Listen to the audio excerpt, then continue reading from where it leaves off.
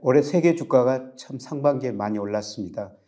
그런데 제가 5월까지는 그래도 주가가 오를 것이다 그렇게 말씀을 드리면서도 6월, 8월 사이에는 미국 쪽에서 충격이 와가지고 우리나라뿐만 아니라 전 세계 주가가 조정을 보일 수 있다 이런 말씀을 드렸습니다만은 이런 의미에서 최근에 그 주식시장 전반적인 동향을 보고 미국 주가가 왜 떨어져야 되는지, 왜 조정을 보여야 되는지 그런 말씀을 한번 드려보도록 하겠습니다. 우선 이 그림은 올 6월 16일까지 세계 주요 주가 지수 동향인데요. 보시면은 우리나라 코스닥 지수가 6월 16일까지 작년 말에 비해서 무려 32%나 올랐어요. 그 다음에 나스닥 31% 올랐죠. 일본 주가가 29% 올랐습니다. 그리고 우리 코스피도 17% 정도 올랐는데요. 세계 제가 이 지수 평균을 보니까 한 13% 정도거든요. 그래서 우리 코스닥 지수가 세계 평균보다 훨씬 더 많이 올랐고요. 코스피도 많이 올랐었습니다. 그런데 올해 이 그림을 보면요. 작년하고는 정반대예요. 작년에 그 러시아 주가를 빼면요. 제일 많이 떨어진 지수가 우리 코스닥하고 나스닥 지수였습니다. 그래서 올해 코스닥하고 나스닥 지수가 많이 오른 것은 그만큼 작년에 많이 떨어져가지고 저평가됐다. 이렇게 볼 수가 있는 거죠.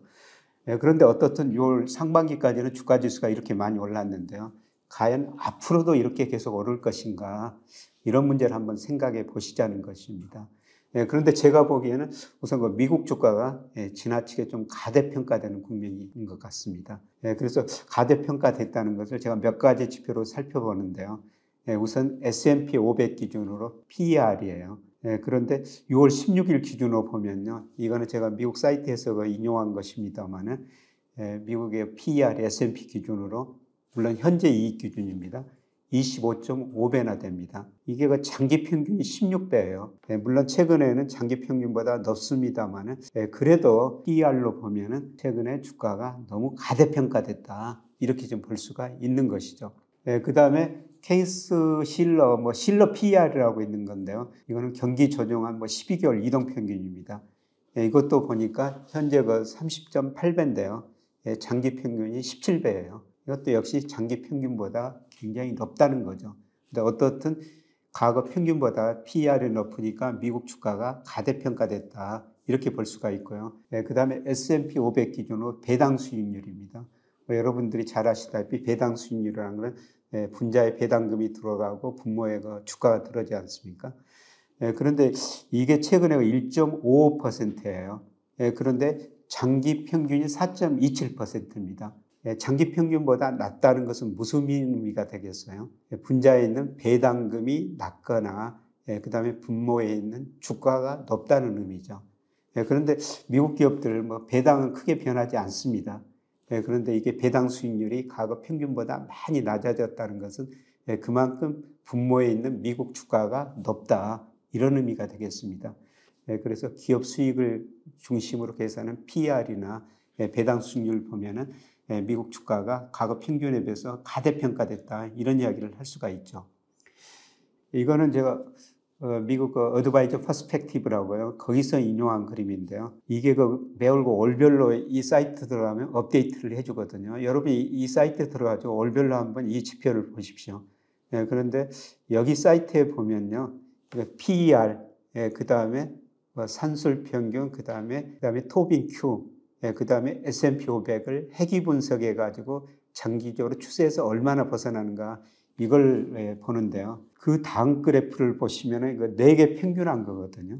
4개 평균하니까 과거 평균이 0이라고 보면 되는데요. 최근에 4개 평균이 과거 평균보다 91%나 미국 주가가 2로 벗어났다는 겁니다. 가대평가된 거죠. 물론 시기에 따라 가지고는 이게 이번에 143%까지 4개 평균이 가대평가됐는데요. 그것보다는 지금 낮아졌지만은 그래도 과거 평균에 비해서 미국 주가가 91%나 가대평가됐다. 그래서 제가 앞서 PER이나 배당 수익률 가지고 말씀드렸습니다만은 이 사람이 PER이나 토빈 Q까지 그 다음에 해기 분석해 가지고 추세에서 얼마나 벗어났는가 이걸 평가해 봤더니 무려 미국 주가가 S&P 500 기준으로 91%나 가대평가됐다는 겁니다. 저는 버핏 지수 가지고도 보는데요. 버핏 지수라는 건 뭡니까? 미국 주식 시가총액을 명목 GDP로 나눈 거예요. 그런데 최근에 미국에서 1, 4분기 데이터까지 발표가 됐거든요. 그런데 이 버핏지수 보니까요, 2021년 4분기에 329%예요. 역사상 최고치를 기록했죠. 그만큼 실물 명목 GDP에서 주가가 많이 올랐다는 겁니다. 물론 이 주시장 시가총을 계산할 때 S&P 500을 기준으로 하느냐, 나스닥을 기준으로 이게 다를 수가 있지만은, 제가 여기서 보는 것은 미국 전체 주식시장의 시가총액입니다.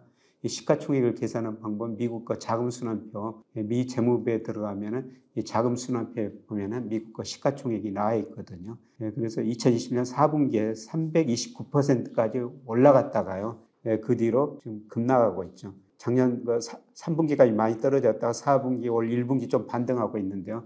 1분기에 보니까 259%예요.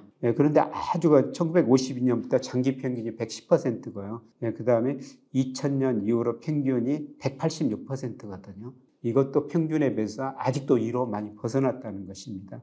그래서 명목 GDP에 비해서도 주식시장이 거품이다, 이렇게 볼 수가 있고요. 저는 그 명목 GDP로 미국 S&P 500을 핵이 분석해가지고 추정하는데요. 작년 말 기준으로 명목 GDP에 비해서 S&P 500이 한 13% 가대평가됐고요. 올해 저 명목 GDP를 제가 3% 성장할 것이다. 물론 그 실질은 한 1% 정도 가정하고 있고요. GDP 디플레이터는 한 2% 정도 가정한 겁니다. 그랬을 때 이걸 가지고 적정 수준 추정해 보면요. S&P 500 적정 수준이 올 연말 기준으로 3,532라는 겁니다. 최근에 4,400까지 올랐으니까 이거로 봐도 미국 주가가 가대평가되어 있다, 이렇게 좀 볼 수가 있겠습니다. 그리고 월간 자료로 보면요, 미국의 대표적인 경제 지표가 산업 생산, 소매 판매, 고용, 그 다음에 유동성까지 포함해야 되죠. 유동성이 주가를 결정하니까 대표적인 유동성 지표는 M2, 강의통화입니다. 이걸 가지고 평가를 해봤을 때 지난 6월 16일 기준으로 평가해 봤을 때는요, 아직도 한 13% 정도 가대평가되어 있다는 겁니다.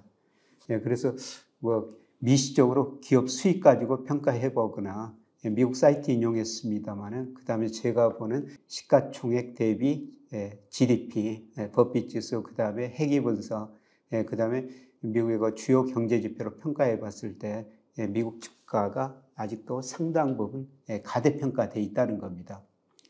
그러면 이런 가대평가가 어떻게 해소될 것인가?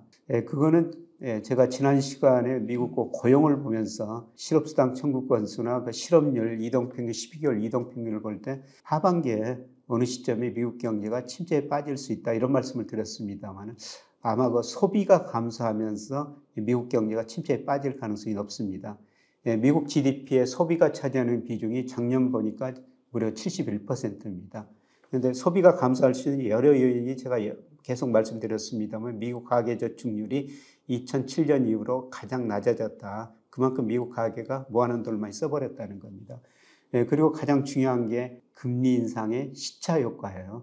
여러분 그 FOMC 최근 그 발표문 보더라도 파월 연준의장도 계속 그런 이야기를 하고 있으니까, 미국이 금리를 이렇게 많이 올려놨는데 그 시차 효과가 실물 경제, 그 다음에 금융시장, 여러 경제 변수의 파급 효과가 어떤 식으로 나타날지 아직 불확실하다.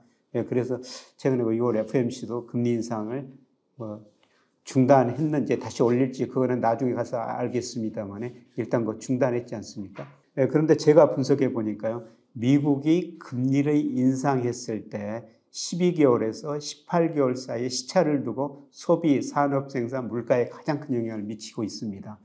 그래서 작년 3월부터 계속 그 금리를 인상했으니까 그 시차 효과가 올 하반기에 본격적으로 나타날 거라는 거죠. 그래서 저는 머지않아 미국 가계들이 소비를 줄이면서 미국 경제가 침체에 빠질 수가 있다. 미국 경제 소비가 줄어들면 어떻겠어요?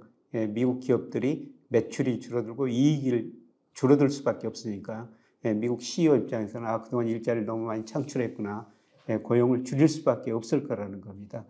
그래서 아마도 이런 거 소비 중심으로 경기가 침체에 빠지면서 기업이익이 줄어들고 가대평가된 주가가 해소될 수가 있다는 것입니다. 그리고 미국 통화정책 보면요, 정말 탄력적이에요. 흔히들 그 통화정책을 비판하는, 통화론자를 비판하는 사람들이 샤워실의 바보라는 말을 쓰고 있는데요. 우리가 샤워실에서 샤워를 하는데 수도꼭지를 한쪽으로 틀면 굉장히 뜨거운 물이 나오죠. 또 반대쪽으로 약간 틀면 차가운 물이 나오지 않습니까? 그처럼 통화정책이 변동성이 심하다는 겁니다. 특히 이거 미국 통화정책 보면 이렇게 굉장히 심하게 나타나요. 그래서 피셔 방정식이라고 그래가지고요. 적정 통화 증가율이라는 것은 실질 GDP 성장률 플러스 물가 상승률, 물론 유통 속도가 일정하다고 가정한 겁니다. 그거를 가정하고 그 적정 수준 통화 증가율이 이 그림에서 점선으로 표시된 0이에요.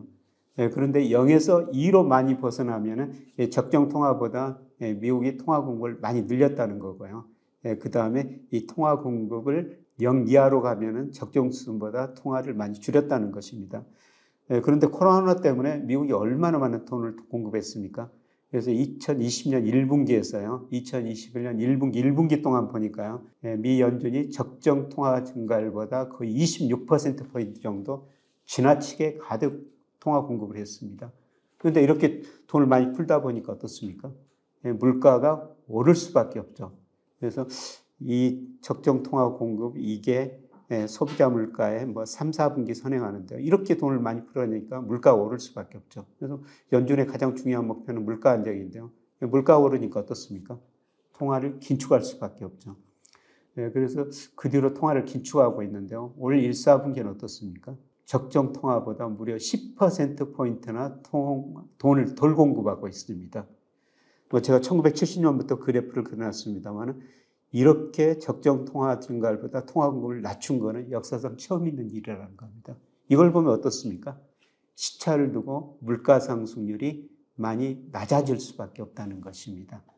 그래서 물가 상승률은 결국 물가 상승이 하락한다는 그만큼 수요 소비가 위축된다는 겁니다. 그런데 이게 S&P 500하고 적정 통화 증가율 앞서 말씀드린 거 제가 통계 분석을 해보니까요. 이것도 한 4분기 정도 시차를 두고 주가에 영향을 많이 미치거든요. 그런데 제가 그 빨간 선으로 적정 통화 증가율보다 많이 공급했느냐, 덜 공급했느냐. 근데 과거에 이렇게 통화 공급을 많이 했기 때문에 S&P 500 주가가 시차를 두고 많이 올랐다는 거죠. 근데 최근에 보면 이거 어떻습니까? 그야말로 통화 공급이 급락하고 있지 않습니까? 이게 시차를 두고 앞으로 미국 주가에 영향을 미치리라는 것이죠. 그래서 이런 걸 보면은 미국 주가가 앞으로 심각한 조정을 거칠 수도 있겠구나, 이렇게 생각할 수가 있습니다. 그리고 마지막으로 주가 조정 요인이요, 실질금리예요. 실질금리라는 것은 명목금리 마이너스 물가 상승률인데요. 명목금리를 어떤 거로 정의에 따라서 다를 수가 있습니다. 그러나 미국의 대표적인 명목금리는 10년 국채 수익률이죠. 그래서 제가 10년 국채 수익률하고 소비자 물가 상승률 차이를 실질금리라고 정의를 해놨습니다. 그런데 실질금리가요, 그동안 큰 폭의 마이너스였죠. 특히 2020년 작년과 3월에는요, 6.4%로 역사상 최저치였어요. 지극히 비정상적이라는 겁니다. 여러분, 실질금리는 플러스가 정상이어야 됩니다. 우리가 시중에서 관찰한 것은 명목금리인데요. 명목금리는 물가 상승률보다 높아야 되죠. 우리가 금리를 시간 손을 주면서 정의하는데요. 금리라는 건 소비를 참는 데 대한 대가라는 겁니다. 소비를 참는 기간 동안 물가보다도 금리가 더 높아야지 우리가 저축을 하게 되는 거죠. 그래서 실질금리는 플러스가 정상이어야 합니다. 그런데 실질금리가 그동안 지나치게 마이너스 폭이 커졌죠. 근데 이게 마이너스 폭이 축소되고 있거든요. 이 실질금리가 정상화되는 과정에서 그동안 10년 국채 수익률이 올랐죠. 0.5% 최근에 4%까지 올랐지 않습니까? 그런데 제가 미국 거 10년 국채 수익률 적정 수준 추정하면은 명목 GDP 성장률 장기적으로 비슷한데 4% 정도가 적정 수준이에요. 근데 금리는 오를 만큼 올랐다는 겁니다. 그러면 이 적정 금리가 플러스로 돌아서기 위해서는 앞으로 물가 상승률이 많이 떨어져야 된다는 겁니다. 그런데 미국 소비자 물가가요, 6월부터는 3% 중반까지 떨어질 가능성이 높습니다. 그러면 어떻게 됐습니까? 지금 미국 10년 국채 수익률은 3.6, 3.8 안팎에서 움직이고 있습니다만 물가 상승률이 3.5% 안팎이라면요, 실질금리가 6월부터는 플러스로 전환된다는 것입니다. 그런데 실질금리하고 S&P 500 상관계수를 구해보니까요, 무려 마이너스 0.75로 상관계수가 굉장히 높거든요. 무슨 의미냐면 실질금리가 오르면은 주가가 하락했다는 것입니다. 그래서 6월이 저는 굉장히 중요한 달이라고 생각하고 있어요. 그동안 실질금리가 완화했었는데 이게 플러스로 이달부터 6월부터 전환된다는 것입니다. 이렇게 전환됐을 때 미국 주가가 급락할 수도 있다는 것입니다. 그래서 제가 여러 가지 요인으로 미국 주가가 가대평가됐는데 그 가대평가가 해소되는 시점인데 요인이 여러 가지로 볼 수가 있는데 물론 제가 생각하지 못한 요인이 있을 수가 있죠. 그런데 제가 생각한 세 가지 요인은 우선 미국 금리 인상 시차 효과가 나타나면서 하반기부터 미국 소비가 줄어들면서 기업 매출, 기업 이익이 줄어들 것이다. 그 다음에 적정 통화율보다 지나치게 지금 낮게 통화 공급을 하고 있는데 그게 시차를 두고 S&P 500 하락 요인으로 작용할 것이다.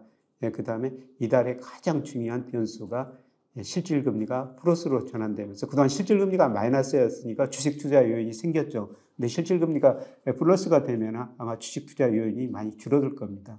그래서 이런 여러 가지 요인을 고려했을 때 미국 주가가 조만간 지금 가대평가된 주가가 적정 수준으로 올 가능성이 높다는 것입니다. 그런데 우리나라 주가는 미국 기준으로 보면요, 우리나라 주가는 좀 다른 모습을 보이고 있어요. 그래서 우리가 미국처럼 아까 미국 거 명목 GDP로 추정해 보면은 미국의 적정 주가가 3,530 정도 될 것이다. 근데 미국 주가는 아직도 그것보다 훨씬 높으니까 가대평가됐다. 이런 말씀을 드렸습니다만은 그런데 우리나라는 이런 같은 방법으로 명목 GDP로 추정해 보면요. 작년 말에 우리 코스피가 24% 정도 저평가되어 있고요. 그 다음에 올해 적정 수준 제가 추정해 봤습니다. 우리도 명목 GDP 3% 성장 가정한 거예요. 실질 GDP 1%, GDP 디플레이터, 물가 상승 2%를 가정한 겁니다. 그런데 지금 실질 GDP가 대부분 1.4, 1.5 정도 전망하고 있죠. 제가 좀 비관적으로 1%를 가정한 겁니다. 이랬을 때 올 연말 우리 적정 코스피가 3,065 정도 나와요. 그렇다면 우리 주가가 미국과는 달리 저평가되어 있다는 것입니다. 그 다음에 유동성 M2에 비해서 코스피 시가총액이 얼마 되느냐 이것 가지고 적정 주가를 한번 분석해 볼 수가 있는데요. 2021년 5월 달에는 66%였습니다. 과거 평균이 58%였는데요. 이때는 가대평가됐었죠. 그런데 최근에는 과거 평균보다 아직도 낮습니다.